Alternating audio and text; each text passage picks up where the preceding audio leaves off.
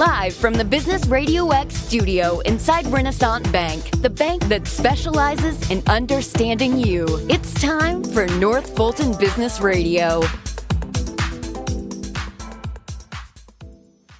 And hello again, everyone. Welcome to another edition of North Fulton Business Radio. I'm John Ray, and folks, we are broadcasting from inside Renaissance Bank in beautiful Alpharetta, and it is a beautiful day today. I'm excited about the first day of the October, first business day of October. It's just a beautiful fall day here in Alpharetta, Chamber of Commerce Day. Folks, just a quick reminder, if you're tired of the mega bank experience, if you're at one of those banks, you know what I mean. You can't get a live person on the phone. Hey, the folks at Renaissance Bank have a great combination of being able to deliver personal service for pretty much any need you can throw at them. So they've got that magic combination of being big enough to handle all your needs as a small business, but they're small enough to do it in a personal way. That's been my experience and the clients that I work with. So if you want to know more about Renaissance and how they do business, go to renaissancebank.com and find one of their local offices, some 200 across the Southeast, ready and open to serve you, and give them a call. Guess what? A live person will answer the phone. Imagine that. Renaissance Bank, understanding you, member FDIC. And now I want to welcome Michael Caralis. Michael is the Vice President of Business Markets for Verizon. Michael, welcome. Welcome, John. Thanks for having me today on the first day of October in Cybersecurity Month.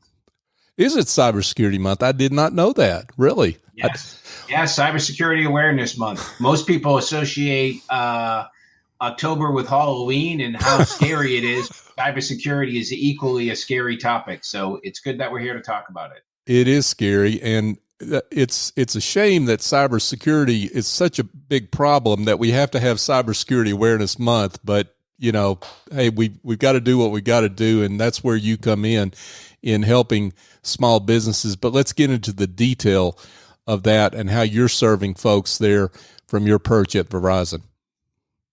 Yeah, so as a vice president here at Verizon, I specialize in small and medium businesses.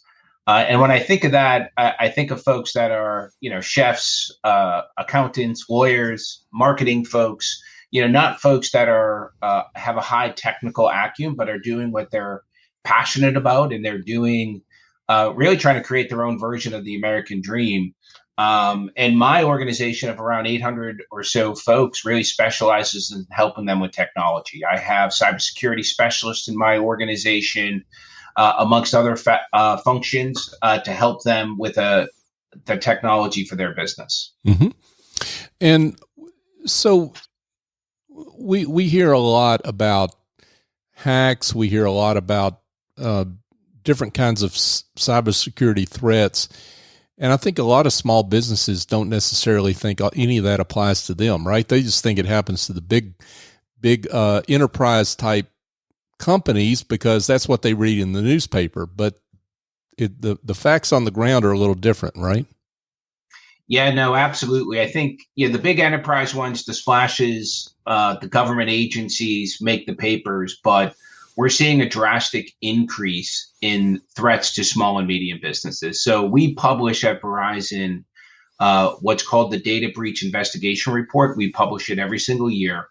And the last one, we actually saw up to 23% of all cyber attacks were against small and medium businesses. And the scarier thing is the National Cyber Alliance says that 60% of small businesses that occur a breach go out of business within 6 months. Wow. Because they don't have the money and the reserves of a big enterprise customer because they are a small and medium business. So the risk is even greater if you're a small business. That is that's sobering. So what are the top threats that the bad guys use and to go after small businesses? Yeah, I think in the last few years, small businesses have really gone digital, not only to survive the economic impact of the pandemic, but to thrive in the current environment. And with going online comes a lot more tactics from criminals. So we see roughly about 84% of all breaches come from outside actors. Those are folks that are financially motivated to break in into your accounts, your credit cards, your bank statements. And it's 74% of those come from your employees. By the way, not in a malicious way, but by making a mistake, right? They click on something, they didn't have enough coffee in the morning, and maybe give out a little too much information to something that looks right, that isn't right, right? So social engineering and pretexting and phishing attacks are really on the rise. That's roughly about 50% of the attacks and breaches. And when you think of phishing is when you get an email or a text message, right, John? And it says, hey, you have this past due balance of, $5,000, click this and put in your information, right? Or someone needs money, or pay this bill, or you've won something to collect money. Oftentimes it's fear-based, financially driven. Pretexting is a little bit smarter. So they'll send you an email, maybe call you. It'll sound like a reputable business. It might be a bank that you're familiar with. And they're trying to get your credentials. They're trying to get your account numbers. They're trying to get your security checkdowns in your processes. And then they're building a profile where they try to take over your account, basically be able to log something else into your bank and transfer funds, take over a credit card, maybe hack into your systems, take care of your financial data or your customer data. So there's multiple threat vectors that are out there that bad actors are using to get in. And once they're in, they oftentimes, because if you don't have the right security governance program, get access to more information than you really think they'll get to, which causes irreparable harm and costs a lot of money at times through ransomware attacks.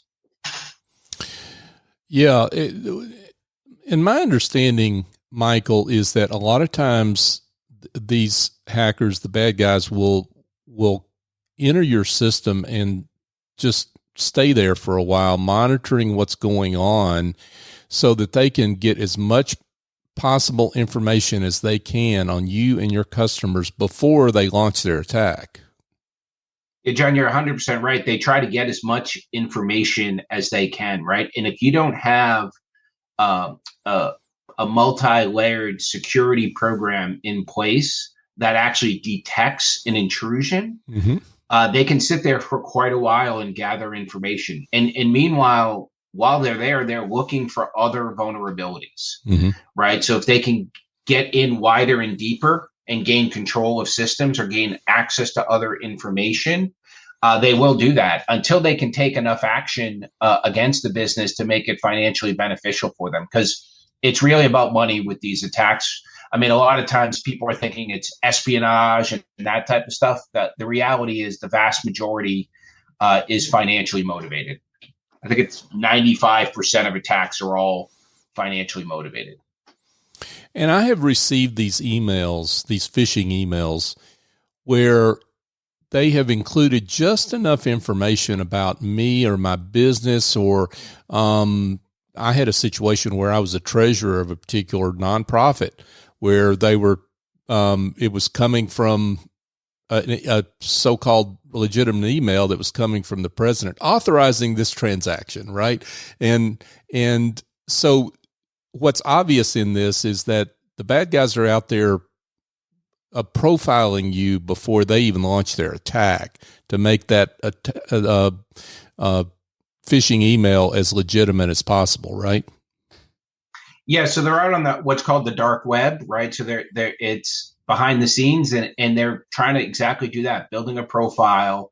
Then they're launching either a pretexting campaign or a phishing campaign, and gathering more and more information. Obviously, extremely dangerous because you don't know, right? It looks, like you said, almost real. One digit off, one letter off. It almost looks reasonable, right? Like, hey, just verifying my account number, and it looks like maybe one of your customers, and they put in the wrong account number, hopefully that you're going to respond with the correct account number, right? So then all of a sudden you just gave out one of your customers' account numbers to a pretexting attack, right? And then all of a sudden they may have other pieces of information that they've gained, and you're at risk. So it's not only your business that they're trying to get, they're also trying to get your customers' information and multiple ways that they could use that information. That's why doing business with a reputable business is so important. Anytime you have account numbers, credit card information, it's critically important to understand what that entity's cybersecurity governance and policy is. Have they had any breaches? Do they have a security governance policy and technology to prevent breaches and detect them? Because it's not just you. You're also going to be concerned with who your information is shared with. Folks, we're here chatting with Michael Caralis. Michael is Vice President of Business Markets at Verizon. He's giving us all sorts of good news today during Cybersecurity Awareness Month. Michael, you are describing something that I think a lot of people have a kind of a general notion of, but when the reality hits them, when that email hits them, they're used to doing business quickly and efficiently and getting their bills paid or receiving the revenue, whatever it is, the little fish hook that the bad guys are trying to get people to bite on. What do you recommend that, besides just slowing down and being careful, what can businesses do to guard themselves against these threats? Yeah, I think employee training that is one, right? So not just slowing down, but actually making them aware, give them examples, right? And do a simulated pretexting or phishing attack and see how many of your employees bite. Oh, right? wow. That tells you right off the bat that you need to do more training with specific employees, right? Don't announce it. Don't send it. Don't warn people it's coming, but you can do a simulated message to get information. And see who clicks it open, who gives information. You can get all kinds of different details and information from there. Additionally, I talked about reputable businesses, right? So you got to look at, who you do business with, what information you give them. If you're a big enough business and you open up what's called APIs and allow people to connect into your system, there's some risk associated with that you really need to verify and make sure, because there have been a number of breaches that have come in through partners that might have access to your system and can get backdoor into your system.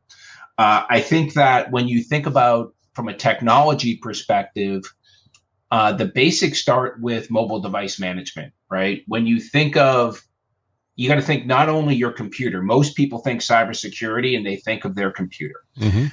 So you got to have software on your computer that you can control it, but you also have your routers, right? Whether you're a work from home business and you have a router that you're connecting to Wi-Fi, or you're in an office and you have maybe one site or multiple sites, you have routers and switchers that are access points or endpoints that you're connecting devices to that are a point of threat.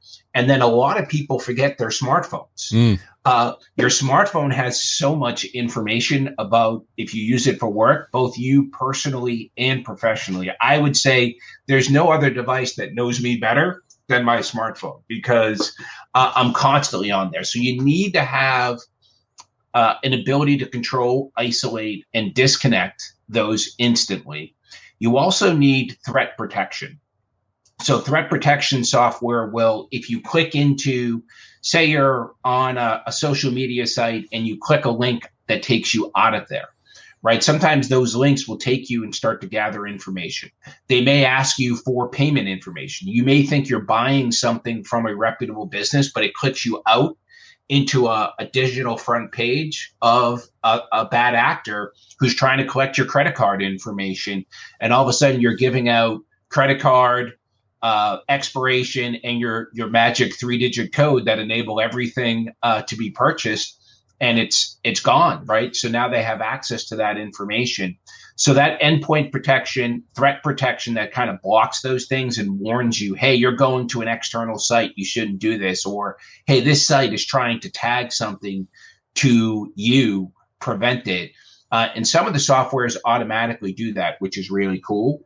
And then I would say network defense is another big thing. So as Verizon, people don't realize we literally run about a third of the world's internet traffic over our fiber background. So we see it all, we feel it all, and we learn from it all. So we launched in June a product called Business Internet Secure, which literally cleans the internet pipe before it gets to your router. So we can actually take out malicious websites, bad actors, and add an extra layer of security to your internet connection. So then, and the best policy is a multi-layered security policy. So you protect the endpoints, you have a clean internet pipe coming in, so you have multiple layers of security. So in case somebody gets through something, you have the ability to stop that.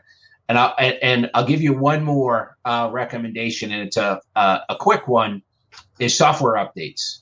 Whether it's your laptop, your smartphone, your router, you want to maintain software updates, because in the fine print, if you've ever read it, it usually says vulnerabilities solved. What that typically translates to is there is some type of vulnerability a bad actor is using potentially to get into a system, and those software updates can close that. So if you have to have good hygiene around software updates across all your devices. This is a topic I can go on and on about recommendations, because there's no magic answer. You have to have a diverse portfolio and strategy to really try to protect yourself, your customers, and your business. I'm particularly interested in the issue of personal devices that your employees have that maybe they're using to connect through the business for productivity reasons or what have you. And that's got to be a particular area of vulnerability, I would think. It is, right? And a lot of businesses will use a like, hey, it's under Mike Caralis as a personal, and then maybe not use a business line, or maybe they'll give their employees a stipend to pay for it. Meanwhile, they don't have a potential corporate subscribed device under their business name. But there's so much information there, is a risk. And then controlling the operating system, supporting your employees, you can do so much more when you actually put it under your business name versus allowing it under your employees. Additionally, from a security perspective, you can do more as well, because you could require different types of passwords. Like, I'll give you an example. So I work for Verizon. This device, my smartphone, is not under my personal name. So if somebody gets my personal account number, my PIN number, tries to get control of my device, well, they can't do it on this. It's under Verizon and it's protected. I'm not even authorized to do anything on the device. So it's completely separated. So it anonymizes a lot of the data from that perspective to know whose device is what. And it increases your level of security and control. A best practice or an example I would give you on this particular topic is a new threat that's out there, which is called SIM swapping. A lot of folks, you'll hear a lot about dual factor authentication, right? And if you've ever bought something from a big online vendor, they might say, hey, you're logged in from a different device. I'm going to send you a text message to the phone number on file to verify. Click approve in the text message. Well, sounds pretty good because I have this phone.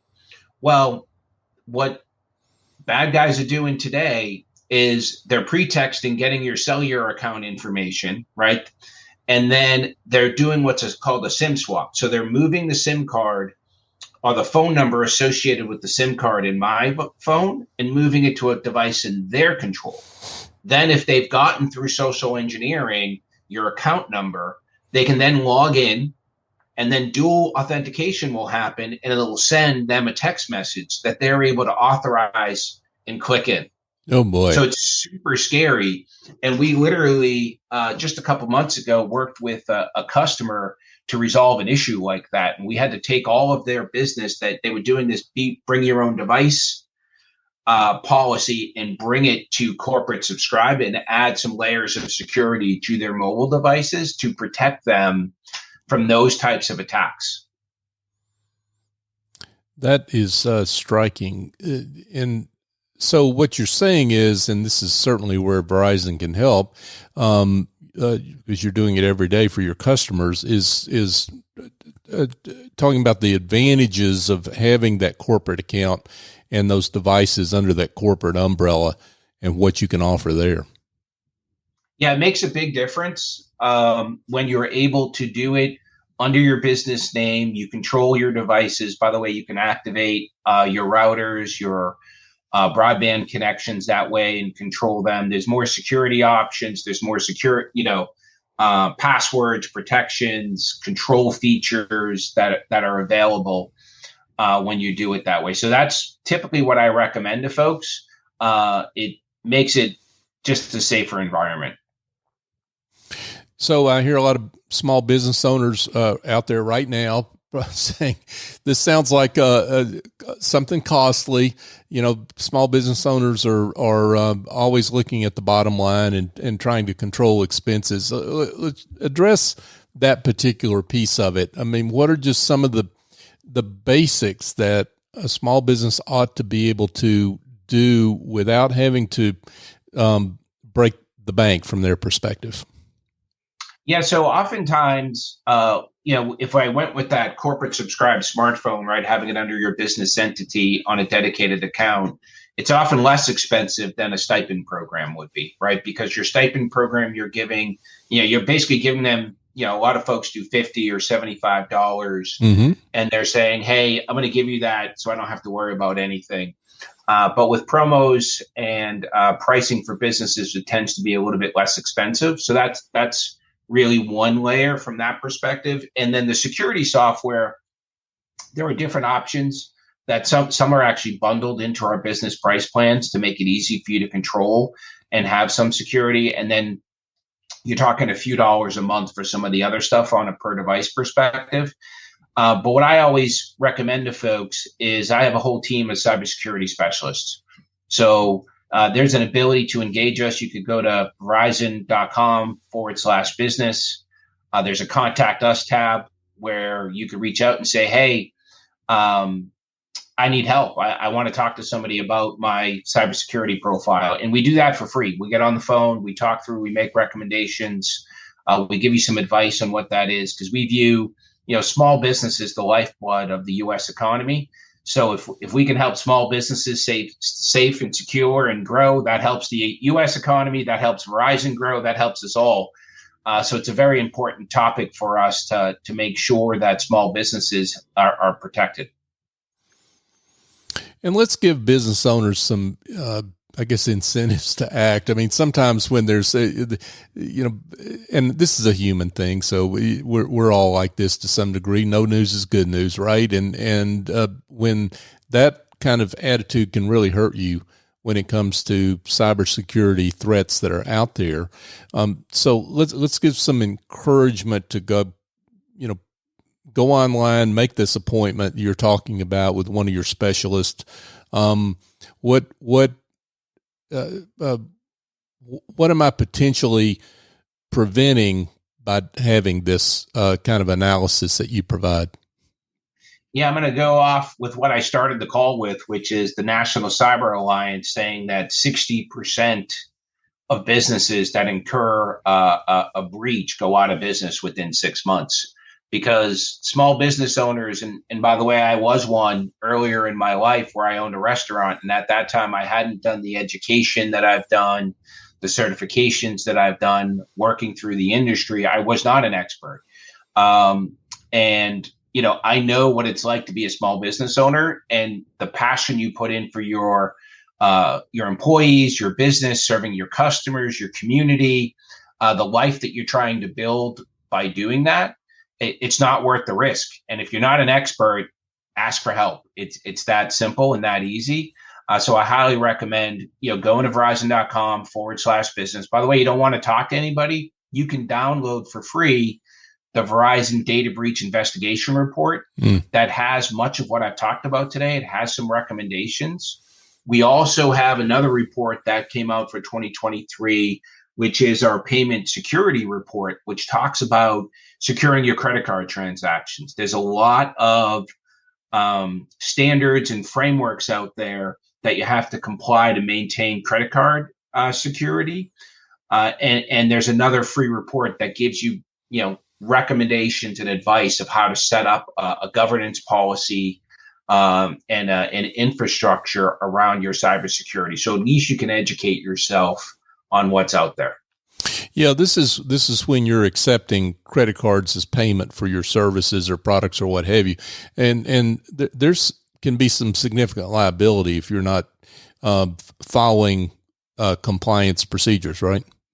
Oh, absolutely. There are definitely fines up until removing your ability to take transactions, right? So credit card transactions are extremely important and complex, actually, to secure from that. And there's different recommendations. We typically break it down to governance, compliance, and risk management, and having strategies for all three of those factors, which, again, there's recommendations within our PCI compliance report that you can download and take a look at. And by the way, again, you can arm yourself with questions, whether it's for Verizon or for any of the vendors that you do business with. So you could read these reports and start asking folks, hey, what's your PCI compliance? How do you approach that? So you can educate yourself to at least ask the right questions. Michael Caralis, folks, Vice President Business Markets with Verizon. Michael, I'd be remiss if I didn't ask you about a success story that helps illustrate the great work you do on a 7/24 basis all over the country and the world, for that matter.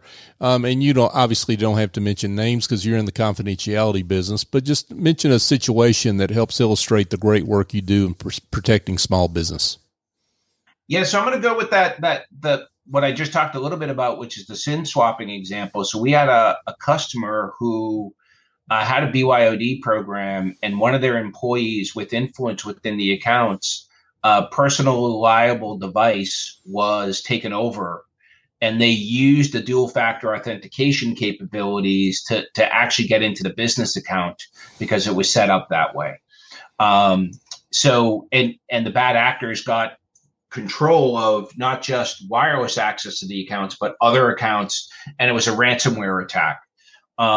So we have a couple different programs. One of them is called a rapid response retainer, where even if you're not contracted with Verizon at the time, you can bring our professional services arm in, and we will analyze the attack, make recommendations, actually get boots in the ground in your facilities to understand what's going on, and come up with a plan to restrict the bad actors' access to your systems as quickly as possible and recover as much of the information as possible. But once they're in, it does make it a lot harder. It's far better to prevent it up front where you can do that.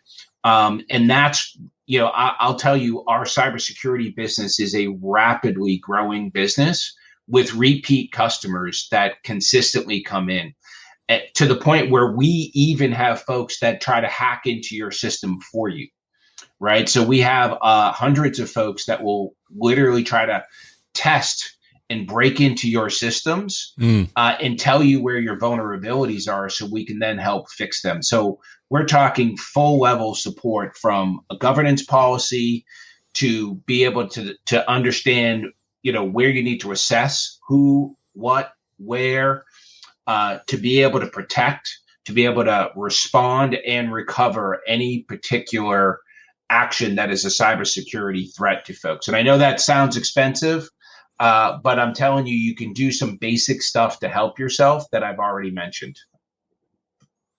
Great words and advice from Michael Caralis, Vice President of Business Markets with Verizon. Michael, this has been terrific, if not sobering, certainly terrific information, because it helping all of us prevent issues that can literally, as you say, close down our business. Very vital information. So congratulations on the great work you're doing. Thank you to Verizon. And let's get to the most important question, though, which you mentioned a couple of pointers to resources, but let's give folks places where they can learn more about Verizon and your work. Yeah. So again, I'd go with the Verizon.com/business. We have a whole section there on cybersecurity. You have the Verizon Data Breach Investigations Report, which is the thought-leading document every year in cybersecurity. You have our PCI recommendations report. Those are free to download. There's also a contact us on our website where you could ask for a cybersecurity specialist at no cost to you, just to talk about your infrastructure. By the way, we'll come to you live, face to face, if desired. We'll also get on, a phone bridge or a virtual bridge, whatever you want to do. We'll just talk about your business, talk about what you have in place, and give you some recommendations for you to take action. So this being Cybersecurity Awareness Month, I highly advise you, based on the risks that are out there, that you should take some action to help learn and educate yourself. Michael Caralis, Vice President of Business Markets with Verizon. Michael, thank you so much for coming on. And again, congratulations and thank you for the great work you're doing. Thank you for having us. Appreciate it. Thank you. Hey, folks, just a quick reminder. If you are having some gremlins in your back office, if you've got administrative tasks or bookkeeping or other issues that you're spending way too much time on, and you need to spend more time on the front of your shop where your customers and your employees are, the whole team at Office Angels can help you. They have a whole team of angels that fly in, get that work done, and they fly out.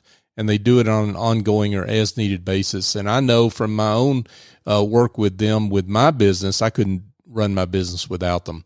So if you want to know more, my suggestion is just, if you're shy, you can go to officeangels.us to learn more on their website, but just give them a call. It's 678-528-0500. They are fantastic. And I know this again myself. Tell them that I sent you, explain what your problem is, and let them help you restore the joy to your business.